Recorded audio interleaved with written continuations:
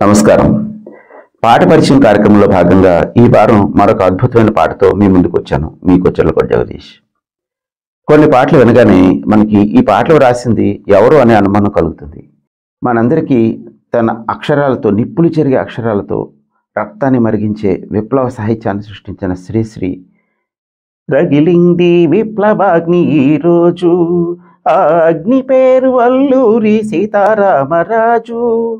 నేడే ఈనాడే ప్రజాయుద్ధ సంరంభం అంటూ, అలాగే మహాప్రస్థానం, ఖడ్గ సృష్టి, వీటన్నిటి సృష్టికర్త అయిన శ్రీశ్రీ వ్రాసిన కొన్ని పాటలు పాత చిత్రాల్లో గమనించండి. శ్రీనగజాతనయం సహృదయం అని సీతారామ కళ్యాణ హరికథ రేలంగి అభినయిస్తారు వాగ్దానం చిత్రం కోసం. కొంచెం పాలు మిరియాలని ఇప్పిస్తారని కూడా అడుగుతాడు. ఆ పాట ఒకసారి వినండి, చాలా హాయిగా ఉంటుంది ఆ పాట. సీతా కళ్యాణాన్ని తన అక్షరాలతో ఆడుకున్నారు అంతే. నిజంగాను అంటే మనం గ్రంథం చదవాల్సిన అవసరం లేదు. ఆ సీతా కళ్యాణ ఘట్టాన్ని, సీతారామ కళ్యాణ ఘట్టాన్ని ఎంత అందమైన అక్షరాల్లో, అలతి పదాల్లో ఎంత చక్కగా అందించారో మీరు అది వింటే అర్థమవుతుంది. శ్రీశ్రీ ఎలా వ్రాస్తారు ఈ పాటలన్నీ, వారికి ఎటువంటి అవగాహన ఉంది ఈ పాటలు రాయడానికి అని మనకు అనుమానం కలగచ్చు. పురాణాలు చదివారు, ఎన్నో గ్రంథాలు, ప్రపంచ సాహిత్యం అంతా చదివి ఉంటారు వాళ్ళు. ఆ అక్షరాల మీద, ఆ సాహిత్యం మీద అంత పట్టు కాబట్టే వారు మహాకవులు అయ్యారు. మరి ఏదైనా రాయగలరు. కవి కళానికి హద్దులు, సరిహద్దులు నియమించగలమా? మన వలన అవుతుందా? ఒక సన్నివేశం ఇచ్చి ఈ సన్నివేశం గురించి రాయండి అంటే చెల్లరేగిపోతారు, అక్షరాలతో ఆటలు ఆడుకుంటారు. అందులో శ్రీశ్రీ. అలాగే ఇంకొక యుగళ గీతం, సరస శృంగార యుగళ గీతం. మురిపించే అందాలే అవి నన్నే చెందాలే అంటూ బొబ్బిలియుద్ధం చిత్రంలో ఒక యుగళ గీతం. అలాగే గోరింటాకు చిత్రంలో ఒక యుగళ గీతం ఉంటుంది. ఆ పాట, అన్ని పాటలు వేటూరి దేవులపల్లి వ్రాస్తే ఈ ఒక్క పాట మాత్రం శ్రీశ్రీ వ్రాశారు. ఇలాగ వచ్చి అలాగ తెచ్చి ఎన్నో వరాల మాలలు గుచ్చి నా మెడ నిండా వేశావు, నన్ను మనిషిని చేశావు, ఎలాగ తీరాలి నీ రుణమెలాగ తీరాలి. ఈ పాట కూడా శ్రీశ్రీ వ్రాశారు. శ్రీశ్రీ వ్రాసిన పాటలు ఎంత విభిన్నంగా ఉంటాయి అని ఈ తరానికి తెలియచేయాలని నా ఈ తాపత్రయం, అంతకంటే ఏం లేదు. ఇదే శ్రీశ్రీ ఇంకొక విభిన్నమైన ప్రయోగం కూడా చేశారు. మనందరికీ కూడా మనసు అనగానే గుర్తుకొచ్చే మనసు కవి ఆచార్య ఆత్రేయ వ్రాశారేమో అని అనుమానం కలిగేలాగా డాక్టర్ చక్రవర్తి చిత్రం కోసం ఒక పాట వ్రాశారు. మనసున మనసై బ్రతుకున బ్రతుకై తోడుకరుండిన అదే భాగ్యము, అదే స్వర్గము.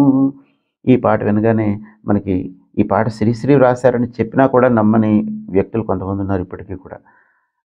అలాగే quite contrast, in contrary, Athreya వ్రాశారు ఒక పాటని, అది శ్రీశ్రీ రాశారు, ఈ అక్షరాలు శ్రీశ్రీ కదా అని అనిపించేలాగా తోడుకోళ్ళ చిత్రంలో కథానాయకుడు ఒక భావుకుడు అటుగా వెళుతున్న ఒక ఆధునిక వ్యక్తిని చూసి ఒక పాట అందుకుంటాడు. కారులో షికారుకెళ్ళే పాల బుగ్గల పసిడి దాన, బుగ్గ మీద గులాబీ రంగు ఎలా వచ్చెనో చెప్పగలవా అంటూ అందుకుంటాడు. ఆ పాట వినగానే శ్రీశ్రీ రాశారు అనుకుంటాం, కానీ నిజానికి ఆత్రేయ అక్షరాలు అవన్నీ కూడా. ఇటువంటి ప్రయోగాలు సినీ పరిశ్రమలో చాలా సహజం. ఈ వారం మనం ప్రస్తావించుకునే పాట వినడానికి నిజానికి ఇది ఒక విషాద గీతంలా అనిపిస్తుంది. ఎందుకంటే అది స్వరపరిచిన రాగం తాలూకా మహిమ ఏమిటో వినగానే ఒక విషాద గీతం అనుకునే ప్రమాదం ఉంది. విషాద గీతం అనుకుని పక్కన పెట్టేసే ప్రమాదం కూడా ఉంది. నిజానికి ఈ పాట చాలా స్ఫూర్తిదాయకమైన పాట. బాధలోనూ విచారంలోనూ ఉన్న వారికి, అపజయాలను ఎదుర్కొన్న వారికి ఈ పాట విన్న తర్వాత, 3 చరణాలు విన్న తర్వాత ఎంతో ఒక రకమైన ఉత్తేజాన్ని కలిగిస్తుంది, స్ఫూర్తినిస్తుంది ఈ పాట. వెలుగునెటల చిత్రం కోసం పెండ్యాల నాగేశ్వరరావు గారి స్వరకల్పనలో ఘంటసాల వెంకటేశ్వరరావు గారు ఆలపించిన ఈ పాట శ్రీశ్రీ వ్రాశారు. కల కానిది విలువైనది బ్రతుకు, కన్నీటి ధారలలోనే బలి చేయకు అని ఈ గీతం. ఇందులో మొదటి చరణం వినండి. గాలి వీచి పువ్వుల తీగ నేల వాలిపోగా, జాలి వేడి అటులే దాని వదిలివైతువా అంటాడు. గాలి వీచి అంటే నువ్వు ఒక పూల మొక్కను పెంచుకుంటున్నావు. అదొక సన్నటి ఒక లలితమైన ఒక మృదువైన పూల తీగ. అది సన్నజాజి తీగో బఠాణీ తీగో ఏదో అనుకో. ఆ తీగని నువ్వు ఎంతో ప్రేమతో ఆలంబనిచ్చి పెంచుకుంటున్నావు.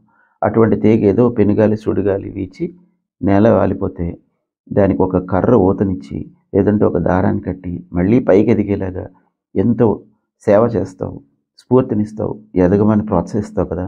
అటువంటిది నీ జీవితంలో ఒక రకమైన అపజయము విషాదం ఎదురైనప్పుడు నీకు నువ్వే ఆలంబనించుకోవాలి, నీకు నువ్వే సాయంగా నిలబడాలి అంటాడు కవి.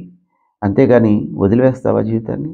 వదులుకోవు కదా, వదులుకోకూడదు అనే స్ఫూర్తినిచ్చేది మొదటి చరణం. రెండో చరణం వినండి. అలుముకున్న చీకటిలోనే అలమటించనేలా కలతలకు లొంగిపోయి కలవరించనేలా. చుట్టూ చీకటి ఉందని తిట్టుకోవడం కన్నా ఆ చీకటి నుంచి బయటపడడం కోసం ఒక రకమైన వెలుగు కోసం ప్రయత్నం చేస్తాం. కరెంటు పోగానే కొవ్వొత్తి ఎక్కడుంది, అగ్గిపెట్టె ఎక్కడుంది అని వెతుక్కుంటాం.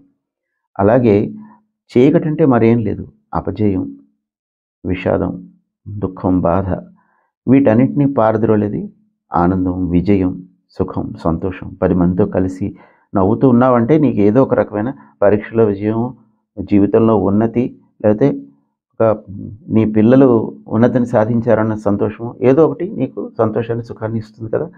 అటువంటి ప్రయత్నం కలగాలి అంటే ముందు నీ ప్రయత్నం నువ్వు చేయాలి కదా. నువ్వు అలా చీకట్లోనే కూర్చుంటే ఎలా సాధ్యపడుతుంది ఆ ఆనందం?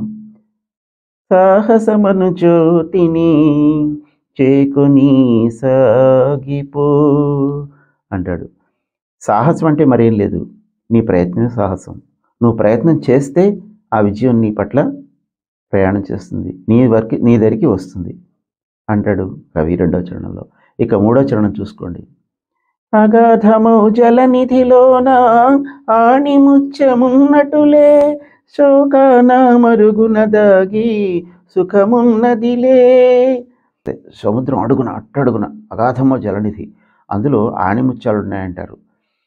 అలాగే శోకాన్ని సముద్రంతో పోలుస్తారు. శోక సముద్రం అంటారు, కన్నీటి సముద్రంలో మునిగిపోయాడు అంటారు.